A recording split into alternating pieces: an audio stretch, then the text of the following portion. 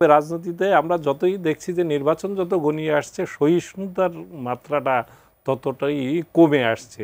বিভিন্ন জায়গায় অলরেডি সংঘাত শুরু হয়ে গেছে। এটা যদি এভাবে বাড়তে থাকে নির্বাচনই তো এক ধরনের হুমকির মুখে পড়বে। হঠাৎ করে জামাত ইসলাম এনসিপি একদম সম্পর্কে টানা পড়েন, এই ধরনের বক্তব্য। এটা তো সবই রাজনীতির অনুষঙ্গ। রাজনীতি নির্বাচন যত ঘনিয়ে আসবে সবাই যার যার স্টেকটা বুঝে নেওয়ার জন্য নানান ধরনের কৌশল নেবে। এনসিপির ব্যাপারে তো প্রথম থেকেই এক ধরনের গুঞ্জন ছিল যে জামাতের সাপোর্ট, এরকমও আমরা এনসিপি যখন ঢাকার বাইরে মোটামুটি ভালো গ্যাদারিং করে প্রোগ্রামগুলো করছে তখনও অনেকে বলার চেষ্টা করেছেন যে সেখানে জামাত সাপোর্ট দিচ্ছে, শিবির সাপোর্ট দিচ্ছে। আবার এনসিপি একই দিনে জামাতের প্রোগ্রামের দিনে এনসিপি আলাদা প্রোগ্রাম করে দাবি করেছে যে এখন তো আপনারা বিশ্বাস করতে পারেন যে আজকে অন্তত জামাত শিবির সাপোর্ট দেয় না। এই জাতীয় বিষয়গুলো রাজনীতিতে কিন্তু অনেক দিন ধরে আলোচনা হচ্ছে।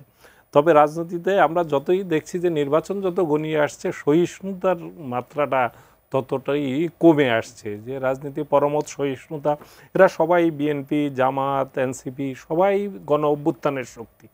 আমরা যারা এই গণ অভ্যুত্থানের সুবিধাভোগী বা সবাই এদেশের জনগণ যারা এখন মুক্ত মত প্রকাশ করতে পারছি, আমরা কথা বলতে পারছি, আমাদের সকলের কিন্তু প্রত্যাশা হচ্ছে যে গণ অভ্যুত্থানের পক্ষের সকল শক্তি অন্তত পক্ষে আগামী একটি নির্বাচন নিজেদের মধ্যে ভেদাভেদ, নিজেদের মধ্যে কাদা ছোড়াছুড়ি, নিজেদের মধ্যে বিদ্বেষ, এইসব বিরোধ এগুলোকে পরিত্যাগ করে একটা সুন্দর নির্বাচনের মধ্য দিয়ে আমাদের যে জনগণের যে আকাঙ্ক্ষার জায়গাটা, যে রাষ্ট্রের যে সংস্কার, মৌলিক সংস্কারগুলো, এগুলা পারস্পরিক বোঝাপড়ার মধ্য দিয়ে করবেন।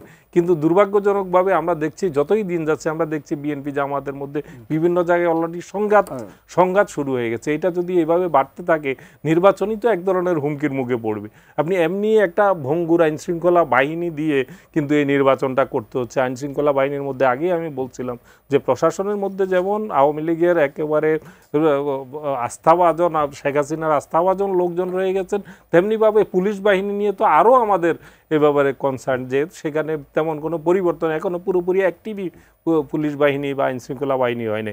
তো সেই জায়গাটাতে যদি গণ অভ্যুত্থানের শক্তিগুলো পরস্পর এভাবে বিরোধ সংঘাতে জড়িয়ে পড়ে তাহলে একটা আমাদের যে আকাঙ্ক্ষার জায়গাটা যে একটি ভালো নির্বাচন, একটি সুষ্ঠু নির্বাচন, যেটা প্রধান উপদেষ্টা বলছেন ইতিহাস সেরা নির্বাচন, সেটা কিভাবে সম্ভব হবে? এই জায়গায় আমাদের একটা উদ্বেগের জায়গা তৈরি হচ্ছে।